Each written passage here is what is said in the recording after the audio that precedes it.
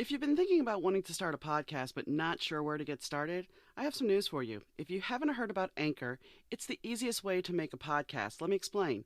It's free. There are creation tools that allow you to record and edit your podcast right from your phone or computer. Anchor will distribute your podcast for you, so it can be heard on Spotify, Apple Podcast, and many more. You can make money from your podcast as well with no minimum listenership. It's everything you need to make a podcast in one place. So download the free Anchor app or go to anchor.fm to get started.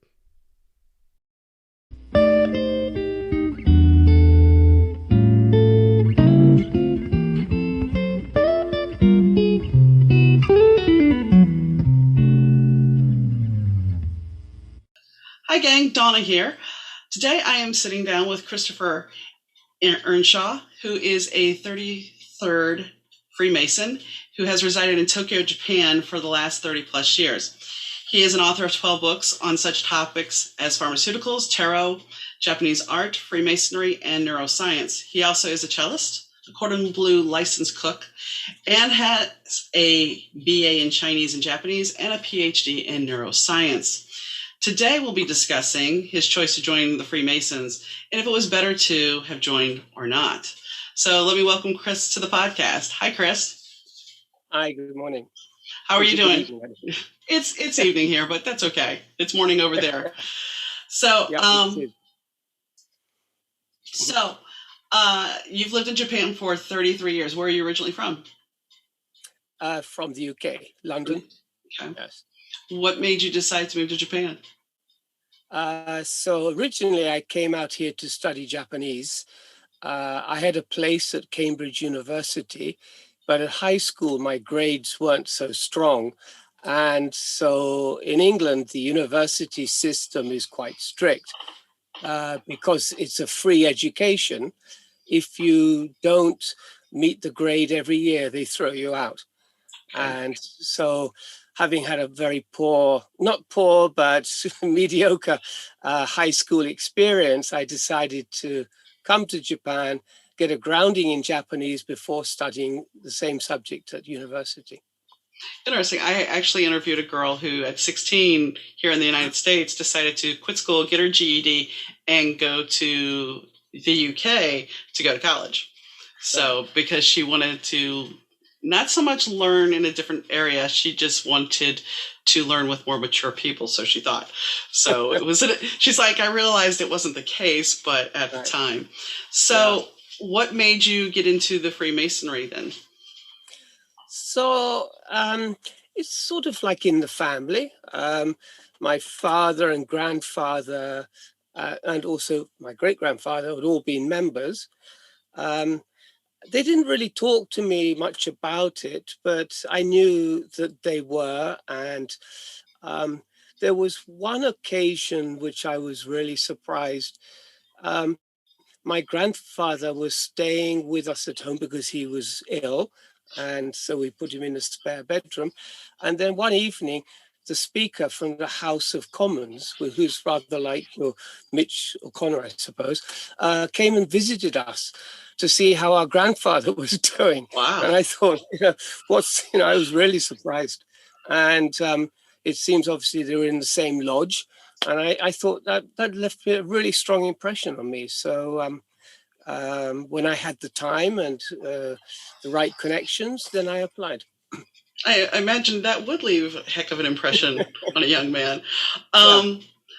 This is going to sound silly, but I'm going to say it because I think most people, when they think of Freemasons, they think of National Treasure.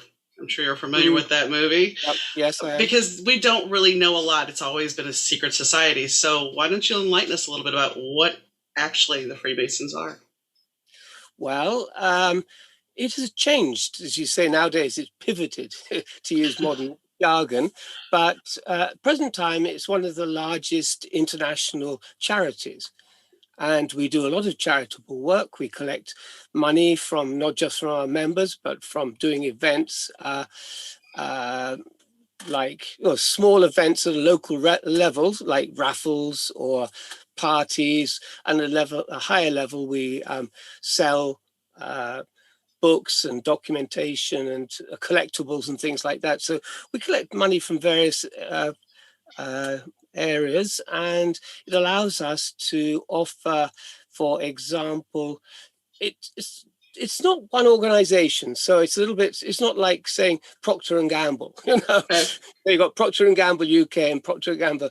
This is much more fragmented, but parts of Freemasons, for example, in Texas, the Scottish Rite, which is part of Freemasonry, they have, I think, 5 children's hospitals, which they run for free for children. Nice. And in America, to offer free medical anything, you know, is pretty surprising. Yes. And it's not just for broken bones, but they have speech therapy and children with severe burns, trying to get their lives back together to be able to move and live a normal life. And this is all at no cost for the child. It's all paid for by the money that we've collected. We also run old people's homes or retirement homes. And there's so many things that we do. It's just, and every area, they make their own decisions. So there's not a national leadership. That's the interesting thing about Freemasonry. There isn't one person or one overseeing organization telling everybody else what to do. We're all independent, but we are connected. Okay. So, I mean, so it's very much a network that is of all independent operators then. Yes, so, and each one has its own flavor. So, for example, in Japan, where I am, and compared to America or to the UK, the type of masonry and the type of charitable works we do tends to be different. In the UK recently, they just gave 2 high-rise ladders to the London Fire Brigade because they had a shortage of these ladders, and these ladder machine, I don't know how to explain it, but it's like a truck with a very, very long ladder on it. A hook and ladder. Sorry? A hook and ladder. My dad used to drive. My dad's a retired fireman, okay. And there's a hook and ladder. And usually, what happens is there's a man that drives. It's a longer truck, and there's 2 drivers because you have to have one to do the back end. So. Right, something like that. Yes, and it can reach, the ladder can go up to 7 stories, and they cost $250,000 each of these machines. Wow. And we just gave 2 to the London Fire Brigade. So, nice. You know, I mean, it's just, the charity is wide and diverse, but on the other hand, Freemasonry is there for the camaraderie, so that we can study morals to be better people. So it's not just about collecting money and giving it away. It's just one aspect of Freemasonry. There's a lot of mysticism surrounding Freemasonry in the world. Is that a true thing, or is that just something that is made up hooey? Well, it depends what you mean by mysticism. At the beginning, you mentioned it's a secret society, and we prefer to say it's a society with secrets. Okay. So it's rather like me asking you what your balance is in your bank account. You're not going to tell me. It's a private information, you know. It's the same for us. Why should we tell people what's in our bank account? I understand. I was just curious because we hear it a lot, and but this is a kind of a carryover. So this organization, Freemasonry, is over 300 years old. It started in 1717, and in the beginning, they wanted only the best moral people to join. So therefore, they kind of limited access to the average Joe, you know. Mm-hmm. And that was part of the secrecy as well. Okay, so you had a certain criteria in order to be able to join, and that makes sense. I mean, you're trying to organize, and you want the highest moral character. That makes total sense. Yeah. So you had family that was in it. What made you decide that this would be? I mean, I understand the meeting was a big deal, but there had to be more than that meeting that would push you toward doing this, or was that just it? Well, you know, it was also self-study, but I'm talking about, I joined in 1984, So in the late 70s, early 80s, there wasn't much information about Freemasonry as books. The books tended to be very dry, talking about Victorian ideas of morality and things. And this is not really what we're about. Um, it's we do study morality. That's part of the ritual, is to teach a moral lesson to new candidates to join. But we're not always pushing it down people's throat, you know. And this is one of the things we're trying to get away from, is the idea of dogma. And we want to be more flexible. We have a lot of pride in being a Mason, even though a lot of people will not talk about it. They just keep quiet. So there is a ritual aspect, though, of it. Yes, it is. Yes. So that, to me, that's one of the appeal of Freemasonry is it's like a multifaceted organism, because it has so many different parts of it. If you're interested in charity, there is so much you can do, because we have the funds and we have the connections and we know what to do. If you're interested in drama, for example, there is an aspect of drama. We have our ritual is rather like theatre in the round. okay. It's people sitting around watching a theatre happening in front of you. There's a debating society aspect about it, because we talk a lot about what we intend to do and the future.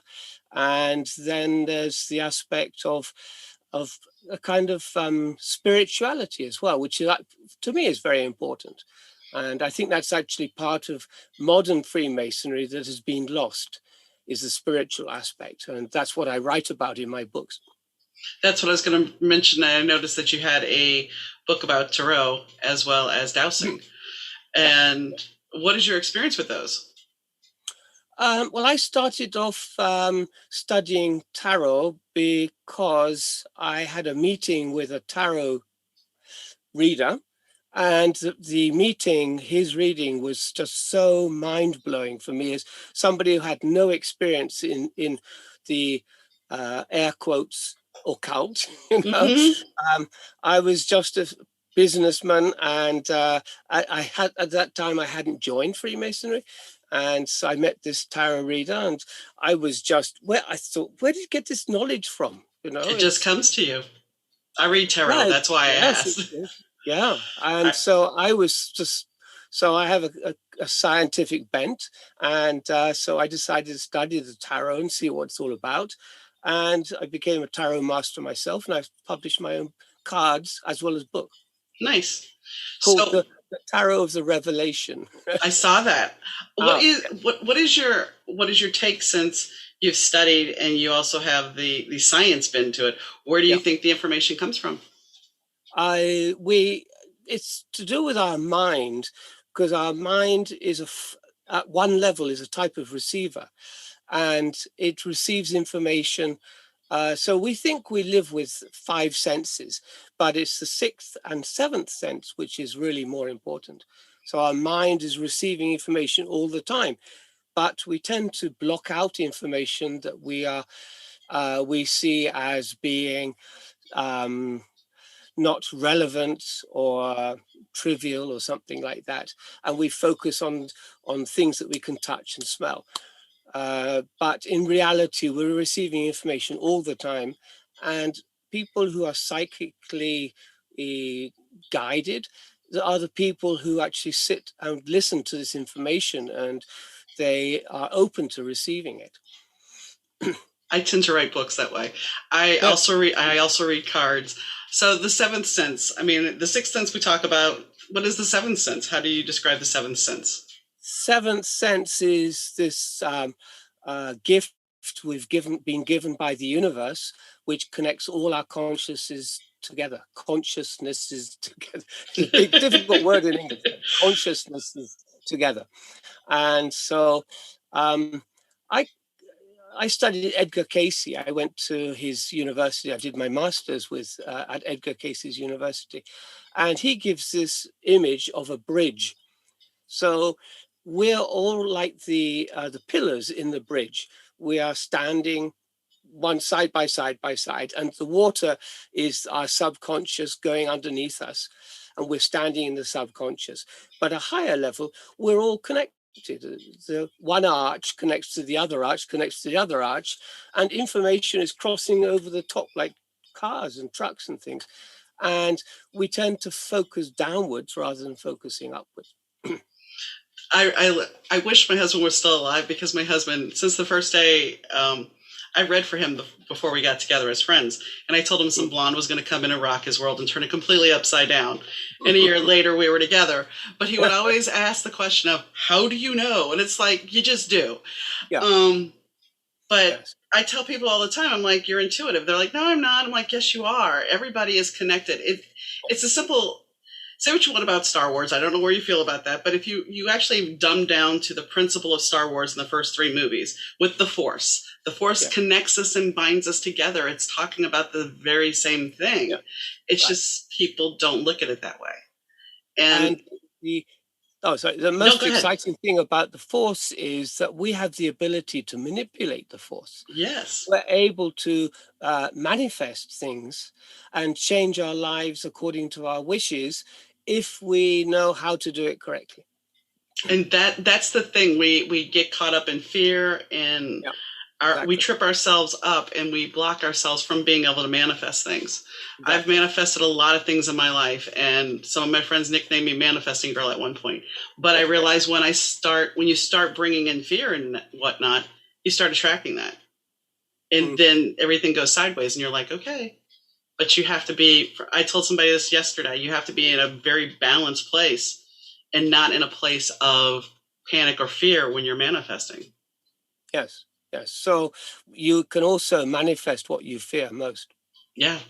And it's not pretty at all. Right. So did you manifest living in Japan when you were younger? I presume I did. I didn't really think about it because I wasn't aware of the power. Power is a difficult word, but we don't have a better one. But the power that I had, wasn't aware of it at that young age. It's only when I started using tarot cards and then studying, and I started teaching spiritual exercises to other people, then I realized how wonderful the world is. And I don't think. Go ahead. One of my catchphrases I use in my classes is that life is wonderful, which means it's full of wonder. It's not beautiful. It's full of wonder, and these wonders are the things that we should be focusing on. Otherwise, so we wouldn't have to have such poor lives. Our lives could be multifaceted and exciting and stimulating. We wouldn't have to worry about paying bills because you live in abundance. But people always think, as you mentioned, the fear traps you, pulls you down. It's a shame. When I do readings, I do an hourglass spread, and the center card, I always tell my clients, I'm like, this is what you should be focusing on, because 95% of the time you're focusing on something you shouldn't be focusing on. And I think that in the world now, especially now with all the technology we have so many distractions that it is hard to stop and listen to the information we're getting. Yes. And we're losing out on things. We're not feeling that connection. We're not. And dare I say, being isolated for the last year, that kind of changed a lot of dynamics with the connection as well. Would you agree? Yes, I think so. One of the issues I have is with the news, because the news tends to focus on the lowest common denominator, what will scare people most or get them upset. It's not just Fox News or CNN or the BBC, but in general. And the news tends to be, it's not balanced. It's not like talking to people, see how we can do things better, but they focus on all the bad aspects of how many people got killed, how many people died. So we're living in this perpetual fear all the time. And to actually cut off the news and not look at the news, it takes a lot of power to just turn off the television, because I always want to know what's going on, what's happening. And if you're not listening to the news, then you have it on your social media. It's Yes, constantly somebody's going to give it to you somewhere. You can yes, step away. Like last year, my husband would turn on the evening news, and I'm like, I'm going upstairs to write because I knew if I started watching that, it was going to kill the creativity. yes, yes. So you have to find ways to reconnect. For you, do you ever get overwhelmed with negative or fear or anything of that nature? Or have you learned I'm enough to? actually, because I'm aware of it, I'm now fairly good at handling it. I just center myself, take deep breaths. I drop the negativity through my body into the earth and let the earth, take the negativity from me. Then I go to the gym a lot. I live near the beach, so I can go to the beach in 20 minutes. So in those ways, I'm able to avoid getting overwhelmed with negativity. Yes. Yeah. So tell us a little about what is your experience with dowsing? Dowsing is fantastic. Oh yes, I don't know if I'd mentioned. Did I mention it? But yes. Oh, this is a 3-hour conversation. But um, I started dowsing simply yes, no. And then I came across a book. I can see the book over here. I forgot his. He has an unusual name. Grace. It'll come to me. Anyway, he taught a method of being more communicative with the pendulum, and so you're able to not use but yes and no, but degrees of answers like from 1 to 100, or directions and all sorts of things. And then he taught about working with energies like spirits. And yes, so I've been I do a lot of exorcisms, Okay. and so it's a strange story, but um, I I trained as a grief counselor, and I was helping out in a psychiatric hospital as a volunteer, mainly with foreigners who got caught up in the system in Japan, and many of them don't speak Japanese, so I went to help out at the hospital, and I found that many people there were possessed, not just. I, I was volunteering in this psychiatric hospital, and I met many people. Obviously, a lot of people are stressed because of work environments and they just can't handle it. Um, but there were many people who were possessed. And just thinking, going back 20 years when I was younger, this I wouldn't have believed. Now working with dowsing and Raymond Grace is the name of the person. It's an unusual name, Raymond Grace. He wrote the book about dowsing, how to live the rest of your life. Oh, it annoys me when I can't remember a title.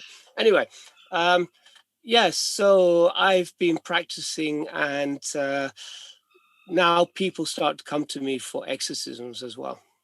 Do you do a lot of work with people that have crossed over, or do you do any work with them? No, I haven't really. I talk to people on the other side using the pendulum because I'm not really a psychic. My antenna is not clean enough to receive. I get ideas and images come to my mind, but I don't hear voices that allow me to have a conversation. So I use the pendulum to say, how do you feel and what do you think about this? And is there something you want to say? Um, it's a slow way of doing it. I've also done automatic writing as well, which is also, um, I picked it up really quickly. It's because me personally, I've had experiences where people have I've talked about this before.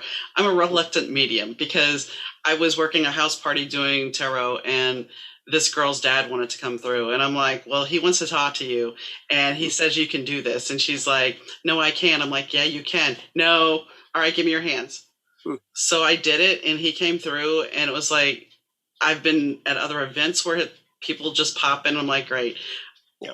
I don't ask for it. The worst ever happened was I was in the ladies' locker room at the gym and somebody was talking about her father's headstone. And I'm sitting there changing into my swimsuit, and he is just adamant that I go over there and tell her, don't worry about the headstone. And I'm just like, yeah, this isn't going to look like I'm nuts at all. And so Right. I'm not going to do it. And he's just like in my ear, and I'm like, okay, fine. So I go over there, and she just looks at me like I am totally bonkers. I'm like, Right. sorry, just telling you what he said. Yeah, it is it's very difficult, that responsibility you take as a medium. So as you mentioned, I only once or twice when I was reading cards for somebody, a name came into my head. And so I asked the other person, do you know this person called XYZ? And they started crying, Oh, and I knew I touched something, but to me it meant nothing. It was just a name. And so I felt, should I be doing this or not? Because yeah. it's so anyway. So I'm more onto the spiritual side of Freemasonry rather than go back a few steps about Freemasonry being multifaceted. Yes, I think so. Freemasonry is a really interesting subject. It's very deep. Yeah. I've written 4 books on Freemasonry, so yeah, I think it's quite deep. Well, and I mean, I wanted to touch on the mysticism because you do have, looking at your website, I did see the other 2 books and I was curious about those. So the Freemasonry, is it just a male-oriented society or is it male and female as well now? There is a male organization and there's a female. We do not mix. Okay. And there's many reasons for this. Firstly, the whole organization started 300 years ago when females didn't have the same level of standing in society, if that's a nice way of putting it. So the men used to party together, but the women would be having tea somewhere else. And it's just been always like that. There's a second aspect that I believe Freemasonry is actually based on Chinese Taoism. And I've done a lot of research on this. And in China also, the court was for the men, and the ladies were not involved in politics and the day-to-day running of the country. And Taoism was the court religion for the nobles and the king, emperor. And so for that reason, it started off as being men only. And then over the years, starting about 1900, women's organizations started. There's, for example, the largest is the Order of the Eastern Star, but then there's the Rainbow Girls and Job's Daughters, and there are many organizations all having a sort of underneath the umbrella of Freemasonry. So how do you become a Freemason? Yes, that's a good question. And there are a couple of ways of answering it. First of all, you can, if you know somebody, you should ask him, because we never ask people to become Freemasons. That's one of the rules of our organization. If you want to be one, you have to ask. And that's, also we have bumper stickers: to be one, ask one. But if you don't know anyone, how do you ask? So the other way is to go to a lodge, but lodges they're not open during the day. We only meet at night times and only one day of the month, so, or twice a month. It's difficult to go when they're open. So the third way, which I recommend, is to look up in the telephone directory, the Grand Lodge or the Provincial Grand Lodge or organization that's in your neighborhood. So if you're in Chicago, you'll have the Grand Lodge of Chicago or the Grand Lodge of what state is Chicago in? Illinois. Illinois. Yeah, so you have the Grand Lodge of Illinois, and you can go there, and they're open. They're open 6 days a week. And you say, I'd like to join, and how do I do it? And they'll introduce you to the right people. And so they have a lot of experience. You can often ask the wrong person and they give you either, oh, I'm sorry, I'm too busy, or you get the elbow, just, oh, I don't do that, or, so it's probably best to go to a Grand Lodge and ask, I'd like to join. What do you see as the benefits of somebody joining? So, yes, so one of the things doing as a grief counselor I've noticed is, and it's happening more and more, is to do with loneliness and people who are not able to join in society, um, particularly in America, where you have a very church-based society, and people join a church and make friends through the church, and the church does all the organization. But if you're not a religious person or do not agree with their dogma, then you say, well, then what? So Freemasonry offers that alternative because we don't have a dogma per se. We don't say you have to believe in this God or that God, but we do say you have to be a God-fearing person. That's one of our tenets, so to speak. Because if you don't believe in anything, then if you promise to do something, then that's not backed by any higher authority that you may have to respond to in the future, for lying or breaking an oath or something. So we feel people who believe there is a higher authority, these people, we can trust their word. And that's very important to us. Trust is very important in Freemasonry. Well, trust goes along with morality to a certain extent, so that would make total sense. Yeah, it's one of the cardinal virtues that we teach. So how to join? Yes. The benefits are, so this loneliness aspect is, joining in a Freemasonry, first of all, you're not stuck to one location. You join a lodge, you meet the people there. If you don't like those people for some reason or other, you can join another organization and there's no penalty. You don't have to start again. Once you're a Master Mason, you can move very easily. Lodges often have certain flavors, so to speak. So in Tokyo, until recently, we had a lodge that had a lot of restaurateurs, people owning restaurants, French restaurants, Italian restaurants, because they all knew each other. And they said, oh, come and join my lodge. So 50% of the members were restaurateurs. And that's fine, but they tended to go to eat at each other's restaurant, and they tend to got a little bit expensive. But or sometimes lodges of policemen's lodges or university lodges where all the deans and professors are lodges. So they often have flavors like that. So you said in your when we first were just booking this, you had said that it's the oldest fraternity. So it's more of a fraternity than anything else?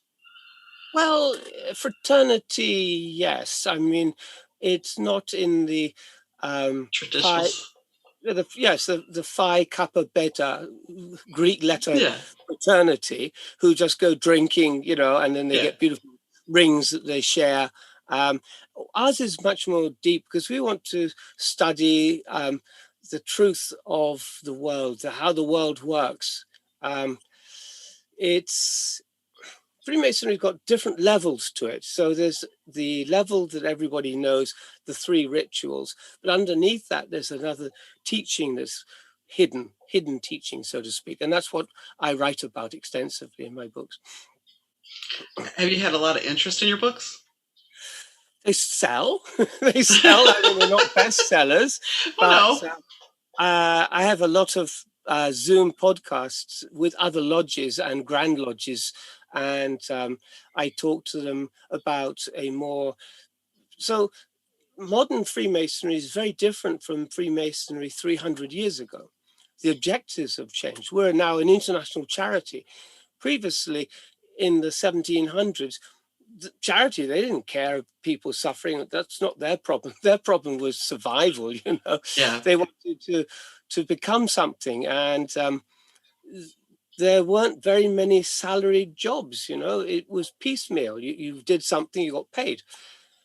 So you never knew what the future held for you.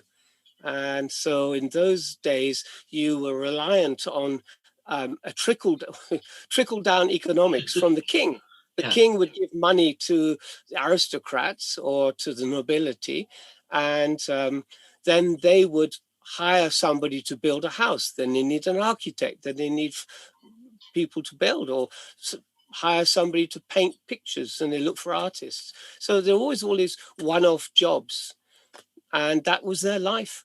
Nobody sat down, went to commute to work and get a salary on the 25th of every month. It just didn't happen like that. So they were living in different times. What's interesting is when you talk about those times were very stressful, but in a way, even though we have the secured salary and we have the routine of things, it's somewhat even more stressful, though, isn't it? Um, it depends. I mean, it appeals to a lot of people who just get in a car and they go to work. If they do a good job or a bad job, it doesn't make any difference to them, you know. They get paid either way, you know, unless you're really bad, you know, then you lose your job. But that's one of the problems we notice. I notice in Japan, the service tends to be really high quality service in restaurants, hotels. But other countries, people are kind of offhand about service, you know, do it yourself. Oh, it's over there, you know. I Yeah. like some, please. It's over there. No, Yeah. in Japan they bring it to you. You know, it's just kind of what I expect. You know, so um, so work. Yes, people. I think, but it's going to change, and I think this COVID crisis is part of that change. That companies realize that they can save a lot of money by having people not commuting Yeah. because they're paying for the commute. You know, in Japan, everybody gets something like a $500 a month train ticket to commute. Well, if you have 10,000 employees, that's a lot of money. You know? Yeah. Yes. So, and as many people are now getting used to working through the internet and through Zoom and other um, uh, applications, this is going to change the way we work. Definitely. Definitely. Yeah. And hopefully it can find a way to lessen some people's stress. I Yes, mean, exactly. Yeah. depending on your position, I mean, even though you're getting paid, there's still the stress of the actual job, which Yeah. I guess, goes back to neuroscience. How does stress affect the brain? What can Uh, stress do to the brain? yes, it's everything. It's everything, and that's one of the, so I have a, a, uh, a I don't like to call it a cancer, but in medical terms, it's a cancer. I have a blood disease called polycythemia vera, and it could be quite dangerous unless I keep it in control. So anyway, I go to the doctor all the time, and I'm in control, so I'm not really worried about it. And I talk to my doctor, and he says, you know, we're organizing this. We're working on it. We've got drugs. And I say, I'm not taking any drugs. You know, I do not need drugs. And I show him a Venn diagram, 3 circles. Hmm. It's the body, the mind, and the spirit.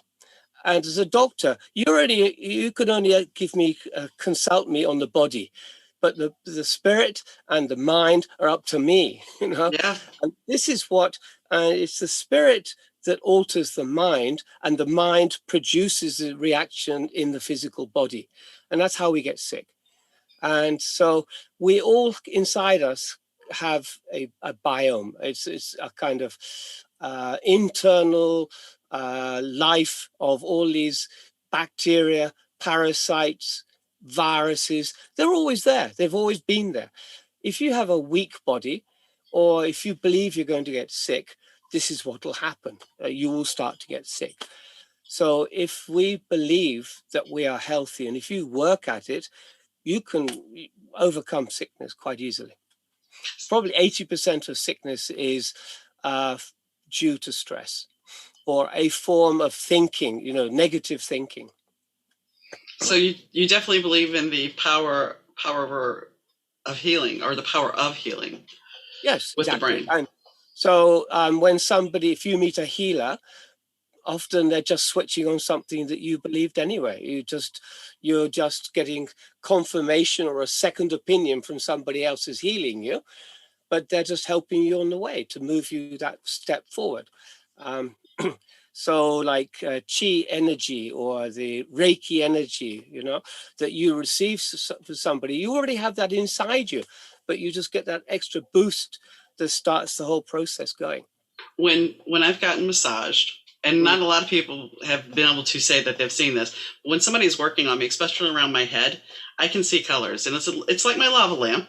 It's the blue and the indigo moving around just like a lava lamp, and I can see it. My eyes are closed, and I can see the energy. And it's not everybody that works on me. It's the people that have more of a metaphysical background that when they're working on me, I can see the energy. And they're often like, nobody's ever said that to me. I'm like, it's weird. I don't do it in normal life, but then I can. And it's all about healing. So I have several sources of income, and one of them is as a therapist for biomagnetism, using small magnets to rebalance a person's energy field. That's how I phrase it, but other people phrase it differently. And basically, it changes the pH of organs inside your body. And so because of stress and other things, your body internally can become either very acidic or over alkaline. So parts like your stomach have to be acidic because that's how food is broken down. But other parts of your body need to be alkaline. And if this gets unbalanced, it allows organisms to thrive in that area. So going back to probably junior high school when we did biology, these bacteria have certain environments that they like. Some are acidic, some are alkaline, some are various type of, and some of them feed on sugars, some feed on, anyway, don't want to get into the granular aspect, but this biome inside of us, you can change it using these magnets. And so I've specialized with Parkinson's disease, people who are getting immobile, they start stiffening up, they get in a lot of pain. And I've been able to ease their pain, and they get to a sort of quality of life that they never expected. I'm not saying it's a cure, because it's not a cure, but it certainly eases the pain and the stiffness, and improves their balance. Also the memory issues that they have. It's just using magnets, you know. And it's impressive. So I use so to go to what you were talking about, colors. Some of my patients say they can feel the energy flowing through them. And if I put a magnet on the top of their head and somewhere else, they feel a volt of electricity going through them. But these magnets are so small, you know, they're just little neodymium magnets. It's like half an inch. But so this is just opening up the channels in them, and people feel that their aura is starting to vibrate and to pulse and things. I hear all sorts of things. I don't see it, but the patient sees it and they love it. Well, and if the patient sees it, then it's working. I mean, that's how you have to look at it. Yes, exactly. You have to look at it that it's working for them. Right, right. And so in Parkinson's, particularly, the main therapy is L-DOPA. And L-DOPA is great in the early days, but after you've been using it 5 years, the side effects become very, very powerful: shaking, tremoring, stiffness. It just destroys them. But you have no choice. It's either, you know, suffer or, you know, so this is something I've been doing over the last couple of years. I'm really enjoying it. Well, and if you're giving somebody relief, that's a huge gift. You know, it's not just a gift to them, but it's a gift to you, because you know that you're helping somebody else. Yes, that's one way of putting it. I just enjoy doing it. Yes, yes. So, do you ever think about moving back to London, or is this your home now? Well, after I've been here 40 years, so I have more friends in Japan than I do in England.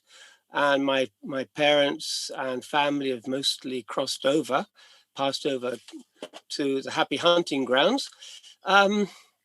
Yes, England's not the same England as when I was a child. Um, you see on television like Midsummer Murders or something like that. That's the England of my childhood. Those little villages, and Uh-huh. you know. Nowadays, it's not like that. It's. I think they must have a really challenging time to find good locations for the Midsummer Murders, because most of it's industrialized. It's got highways, and it's just a different country, and people are different as well. They're not so friendly or open. They're more, they're different. Yeah. So I So, don't think I'd go to a third country, but probably not back to England. did you watch The Crown? No, I didn't. No. No. I've watched The Crown, and it was an intriguing show. Mm. Um, but I was curious about England because that's one place I do wish to travel to, and I have Mm. a friend who's English, and you know I've heard good and bad, and I wanted your take because I know you must have left right around the time Margaret Thatcher was in power, correct? Yes, yes, yes. And 70, 70, 74, 75. that's when things changed a lot over there when she took power. Um, I was studying economics at I had studied economics at high school, and I remember there was a lot of Japan bashing going on, that there were people complaining that Japanese import cars were subsidized by the Japanese government to undermine the English car industry. Well, to me, it just seemed that they made a better product, and cheaper, Yeah. better product and cheaper. And that's why people were buying it. And I thought, well, somebody's obviously not. I thought there was an opportunity for me there. If I studied Japanese, with my background in economics, I could do something interesting. And so I applied to Cambridge. I got a provisional place, and then I came to Japan. I never went back to Cambridge. My We had the same thing in America. I was a kid then, but my dad bought the first Toyota Celica in New Orleans at the time, and he got stopped a couple of times by police because they wanted to know what kind of car it was. He was a fireman, so professional courtesy. Yeah. But my grandfather, who had fought in the war, had some really nice choice words to say about that vehicle because, but that was the whole thing. Yes, it was done to undermine the American car industry. Same line of different Yes. different country. So Yes. So I take it you definitely enjoyed Japan then. Well, it's there are a lot of good things about Japan. The healthcare system is excellent. It's very cheap. For example, all the tests I did for the polycythemia, the whole thing cost me probably $50 or something like that. I went in for surgery a few years ago. I was in a single person room for 7 days, and the bill was $300. Wow. And so there are negative aspects to the country. There's a bit of xenophobia. We don't have many foreigners here. They tend to be skilled people. We have very few people of color. Very few. They just don't get visas. So it's a homogenous society. I just don't see foreigners very much. I don't actually live in the center of Tokyo. I live in the suburbs. But like my gym, it's I don't know how many people in there, 1,500 perhaps, but I've only seen one foreigner apart from Wow. myself. So Wow. yeah, yeah. So those are, it's different, but it's very clean here. We don't have weapons. There are no guns. There's no violence. Women can walk the street. My wife walks the streets late at night after work, and nothing happens. I mean, she's not afraid of it. It just doesn't. Nothing happens. So then there's not as much fear over there. You're not living in a fear-based society per se. People are frightened of other things. Right, They're but frightened of their position in society. They're frightened of being. Let's see. I'm not sure.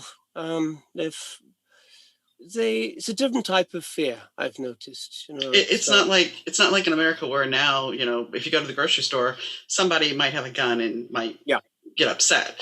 yes, yeah. So we don't have that. No, yeah, nothing like it. No, we didn't have it a few years until about 10 years ago. Then, yeah, yes. I think a lot of it has to do with fear and stress in this country, in America, and there's a lot of people that are wound very tight. Yes, and that's it. Even though you don't want to be fearful, there is always that underlying fear now. Yes, because somebody can get mad if you cut them off on the road. Yes, yes.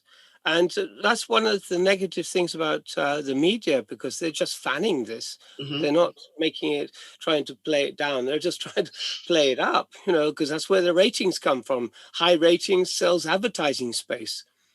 Well, we switched it over to infotainment. It's no longer news; it's infotainment. When you started the 24-hour news cycle, then what is hot today, maybe nothing tomorrow. But if we can make this and push this, and it's the same thing. I was talking to somebody about social media the other day, and she was her daughter's friend in college. One day she got, I think, like 200,000 hits on TikTok because she put on a bikini, and the next day she only got 4,000 hits, and she was devastated. And it's like, it's not real. It's all an algorithm that's deciding if you're going to be seen today or not. Yeah. And we put so much pressure on that aspect of it, and that creates another whole level of stress for the younger generation. And one of the things, and actually I can tie this back to Freemasonry, is that these 400,000 hits, they're not friends. No. They're strangers. There's just people who look at her as a piece of meat, as a target or something like that. Oh, she's a nice target. If only I was younger. That sort of attitude. Where in Freemasonry, we make real friendships. And that's the difference. That's why I really enjoy it, because when we meet up and we talk about, we do either do ritual or we talk about, I don't know, philosophy or something, then we have a meal afterwards and just chat among ourselves, and we make great friendships. And these are friends I've known for 30 years. And I think this has been one of the, besides Freemasonry being a kind of force for social cohesion because of all the charitable work we do, but individually we make really good friendships, and this avoids that problem with loneliness I was mentioning, because if somebody doesn't come to lodge for a while, we call him, or we send, if you're lucky, you get the Speaker of the House of Commons come and visit you. Are you okay? But that's what it's about. We're checking you're okay, and we're worried about your how you're feeling. And also we've had we call them brethren because they're like brothers to us, and people who've fallen hard times, we've paid their rent for them. So particularly, in Japan, we paid for one person's rent 2 years.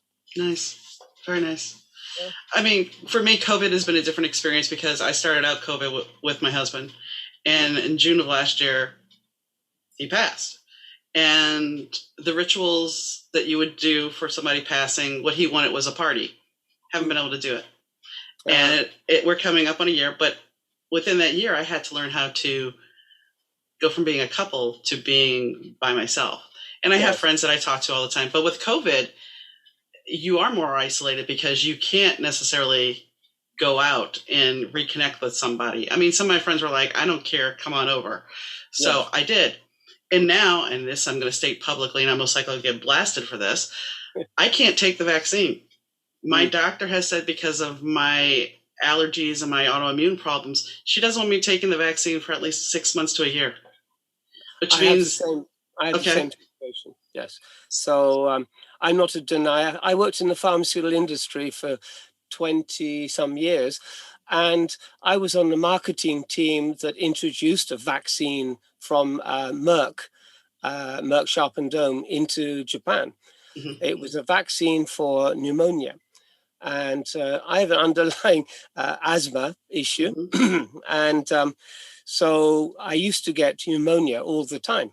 I used to get once a year, at least once a year, sometimes twice a year.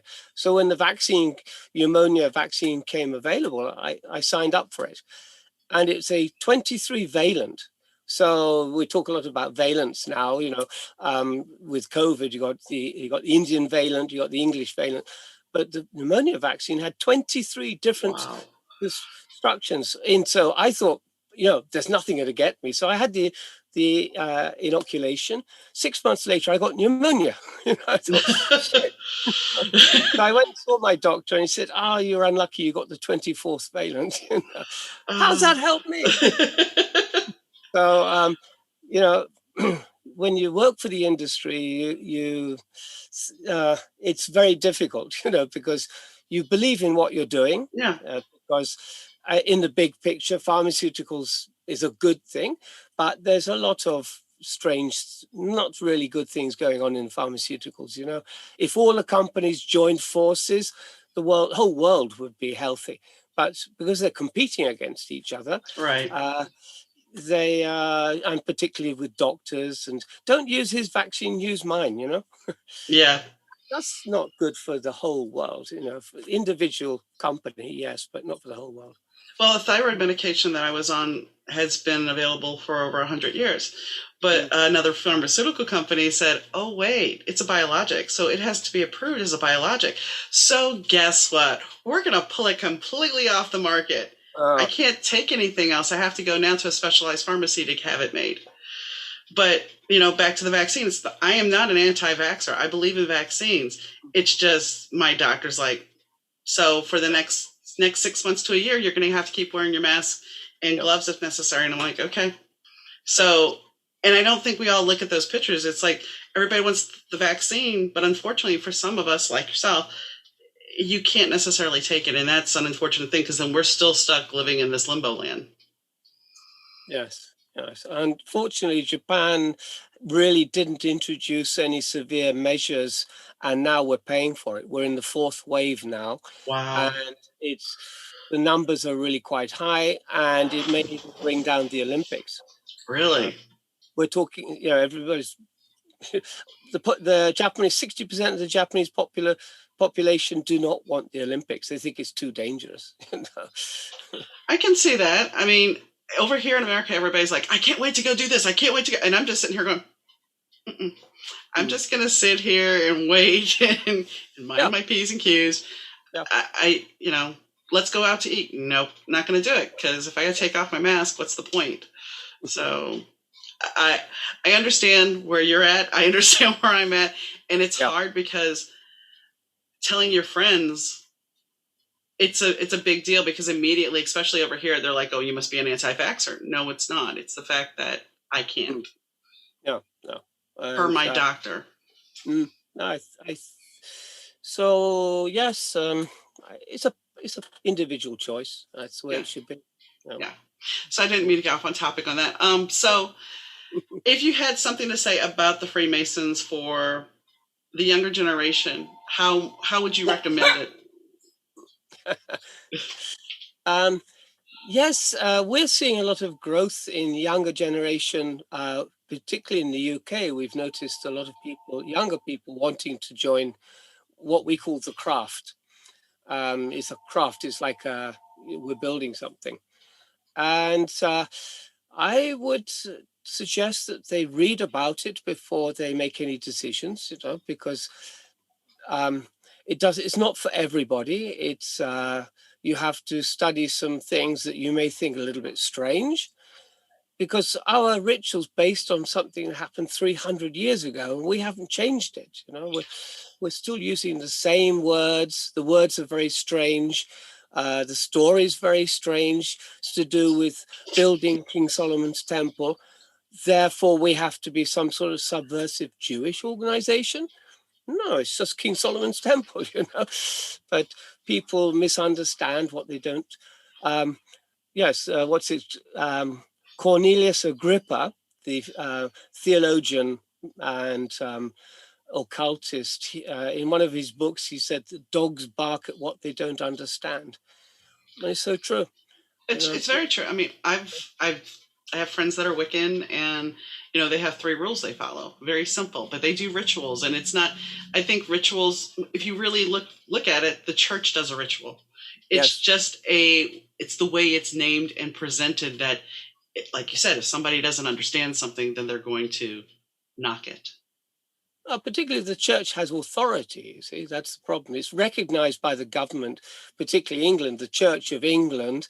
The Queen is the head of the Church of England. You say anything about the Church of England, you're maligning the Queen, and in fact, that could get you into prison even nowadays, So, Wow. because she still has that authority. So, but the whole thing about bishops, they they put themselves on a pedestal, but really they're no more spiritual than anybody. Actually, probably less spiritual than a lot of people I know. They're not connected to the other side, like yourself. You're hearing voices. Why can't bishops do that? Isn't that their job? Well, then they come to the whole point of, well, if you're hearing voices, are you crazy? It's not that I'm Yeah, hearing voices. I get the words. I don't necessarily yeah, always hear them, but you yeah, know, it's a matter of, are you plugged in and what is deemed crazy? There's so many things that if we can't explain it, we put it in a box and say it's yes. crazy and put it away because we can't face it and we can't deal with it. Mm, yes. It's like I talk to sometimes Christians because I like to hear their point of view and to hear something different. Of course, they're telling me the dogma that they learned. But when I talk to them about possession and devils and evil spirits, oh, they say, oh, no, that's not Christianity. Well, sorry, that's the other side of Christianity. That's Yeah. what you're meant to be fighting. Yeah. You're meant to be bringing the light and the angels to fight all this negativity. You can't just say it doesn't exist. No. But I mean, But that's what I hear all the time. because it's easier to deny it Yeah, than to embrace. yeah, One of the strangest things I had happen to me is when my stepmother died. I was up here and she was in Tunica, Mississippi, and I had gone to bed. I woke up saying I couldn't breathe. Okay, and I couldn't go back to sleep. When I finally went back to sleep, my dad calls at 6:30 in the morning, tells me my stepmother died. A year later, I finally asked him. I said, "What exactly happened?" He says, "Well, we went to bed, and I woke up because Cindy said, Donnie, I can't breathe." I'm like, okay. Now, how do you explain that? yeah, I mean, I understand we can explain it because of the connection, mm, but ultimately somebody would look at me and go, you're just insane. yeah, yeah, But it's being yeah, connected. yes. And I think it's honoring that connection and working with it, and you have to trust it as well. When I get information from the other side, I don't second guess it. I say that's it. Okay, that's it. Thank you. There's nothing else Hmm. to it. So are you sure? Can I check? No, they're giving me information for my benefit. Why would I have to check anything?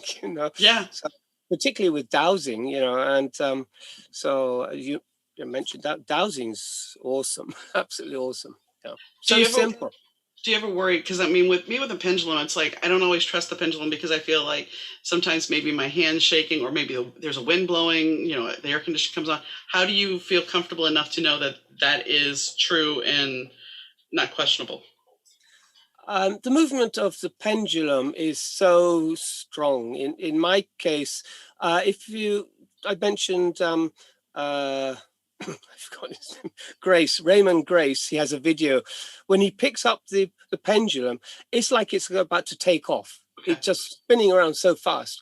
I get that a lot, and so depending on the power coming through the pendulum, whether it's a small movement, a large movement, or just about to spin out the room, then that's also part of the answer. It's a very strong reaction or a lukewarm reaction. That is part of the answer I'm getting from the other side. But yeah, I've used it for so long. I just have to pick up anything that looks like a pendulum. It'll start swinging. Keychain, anything. I don't need some special um, uh, crystal Chris, from Prague that was blessed by some angel or something. I don't need that. I just need something, a heavy weight on a string, and it works. Yeah. understand. Got that Yeah. completely. I know that we were supposed to completely focus on Freemasonry, and I'm happy that you went on the journey with me through neuroscience and metaphysics and all that Yeah. stuff because I find it fascinating, and you've been a fascinating guest. Um, so your website is chris-earnshaw.com, and I will put that in the um, on the post as well. Is Thank there you. anything you would like to add before I ask the question? Anything I would like to add? Well, to go back to the beginning, I think Freemasonry is a really important. Um, it's a really unique institution um, that would be difficult to recreate.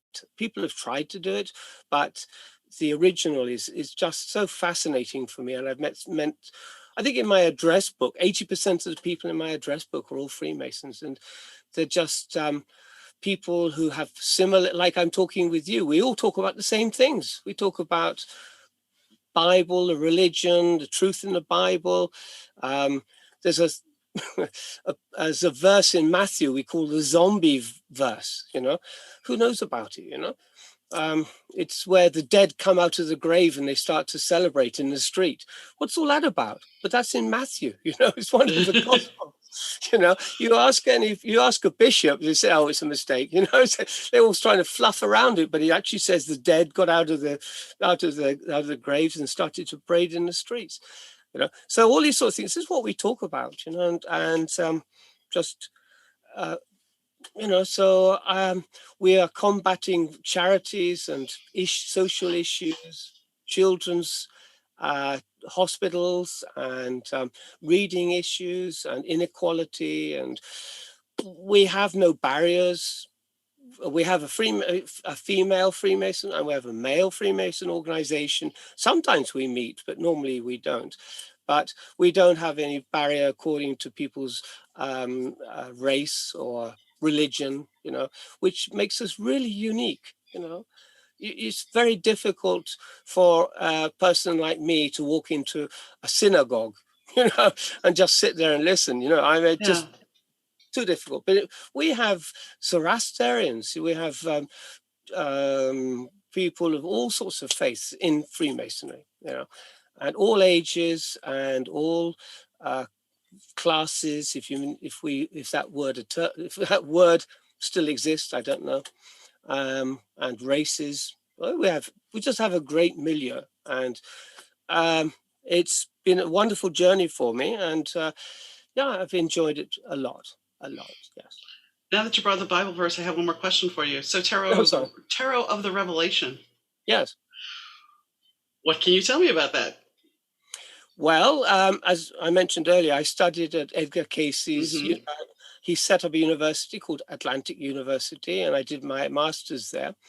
And I came across a book by Edgar Casey called Commentary on the Book of Revelation, and I read it, and I immediately recognized the cards from the tarot. The illustrations were in there. 14 cards. The first 14 cards of the tarot can be identified in the Book of Revelation, and not only that, they're in the same order. Really? Yes, I was really surprised, and I said, "Why didn't everybody know this?" And so then I did some research, and I said, I've got to publish it. So I published it, and then people asked for the cards. And well, what's interesting is that the first cards, I mean, basically the major arcana in the tarot is known as the Fool's Journey. Yes. So the Fool's Journey is in Revelations. It's kind of an interesting... Well, it starts off with a person by himself, and he's meditating on Patmos Island, which is near Greece. Actually, yes, it's near Turkey. Yeah, and he's been abandoned. John felt he was abandoned. He's the fool. Mm-hmm. And then the next card is the magician. Well, the magician in the Book of Revelation is an angel appears and says, I see you. And the word they use, that John was in the spirit. Well, basically, he was either meditating or he was having an out-of-body experience, whichever. And then he saw this angel, and his angel said, "Let me show you the future." And that's the whole tarot story. Neat. Okay. It's that's what part of my growth, I think. Growth to from there, I went into dowsing and then out-of-body experiences and all the spiritual stuff.